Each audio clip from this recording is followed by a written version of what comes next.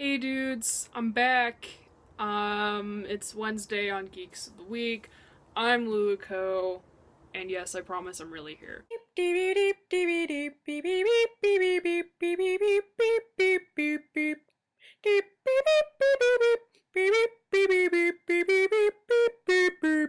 Geeks of the week. So I'm sorry I bailed the last couple of weeks. I had some really, actually major, not fun life shit happen to me that was very emotionally taxing to deal with. And I've also been going to job fairs and going on interviews and sending out resumes, which is way more exhausting than I thought it would be. I don't know if I mentioned this, but I'm graduating in May, so I need a big girl job like ASAP.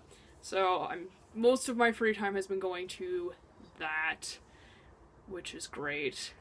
But fortunately, now I'm on spring break, which means the semester is halfway over, which is really friggin' scary. But on the bright side, I get to relax for a few days while looking for jobs still. So, anyway, here I am. Let's talk to my babes because I have not talked to them in a couple weeks. So, Steph, I really love you as Jubilee, like a lot. Not just because you're absolutely adorable and you have that Jubilee attitude down perfectly, but because it allowed me to torture my boyfriend constantly by sending him your photos while he was visiting me this week.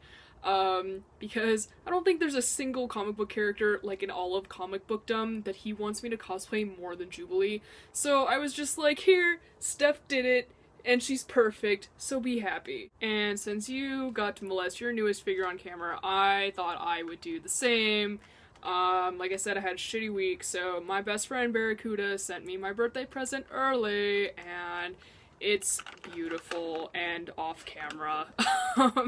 This is Makoto from Idolmaster, who I really, really love, if somehow you guys don't know that.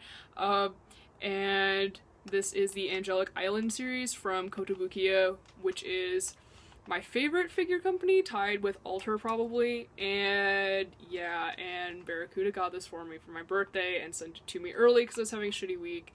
And this is only the second figure I own that's in a bathing suit, which may come as a surprise to you. But no, she's like really, really beautiful, and she's so happy. Look at her face, she's so happy. I can never be sad again. She's beautiful, and I love her. And Steph, I really hope that you will give Kill la Kill a second shot soon. Like Mario said in his review, there are no crappy characters on this show.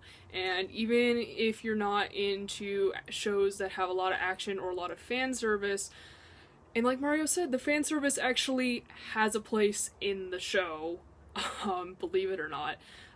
The characters are all amazing. As I've mentioned, I am such a characters person, and for me to say that there are no crappy characters on this show, there is not a single character that I don't like, that's a big deal. There are not many shows I can say that about. So if you it is impossible to find a character that you do not like on the show, I'm pretty sure. So if you give it a shot, please let me know. Also, I'm really happy that you agree that you should be Nui, because I suggested that and I knew I was right, and so I'm glad that you said I was right. Speaking of, Mario watched Kill la Kill, and I'm so happy that not only did you enjoy it, but actually, when I reached my low point a couple of weeks ago, I tweeted a quote from the show because the show is actually really, really good for inspirational quotes. And Mario responded with a screen cap from the show from the exact part I was referencing, and that just made me really stupid happy because that's what Kill la Kill does to me, even though lately it has not been a happy show at all. And just as Mario's review convinced Steph to give Kill la Kill a second shot, his review of Noragami actually convinced me to finally give that a shot because I didn't really know what it was about. So, that'll happen eventually. I'm actually really, really bad at sitting down and watching anime, so it might be a while, but it does sound like a really good show. So, I will definitely put it on my list. Nikki, I know I've said this before, like probably in my last video, but I'm really, really excited to see your Soraka cosplay. I'm even more excited that one of your friends is going to make a documentary about it, not just because you're my wife and I love you, but I think, cosplay documentaries have kind of become really popular, at least in like the past year or so, and they always seem to be about people who have been cosplaying for years and who are already universally recognized as being really good at their craft. And obviously there's a lot to be learned from these people, but I've always found myself wishing that there was more attention paid to cosplayers like us who are less experienced and who are constantly trying new things just because they're not experienced. And I think that can be just as interesting as watching a master cosplayer at work.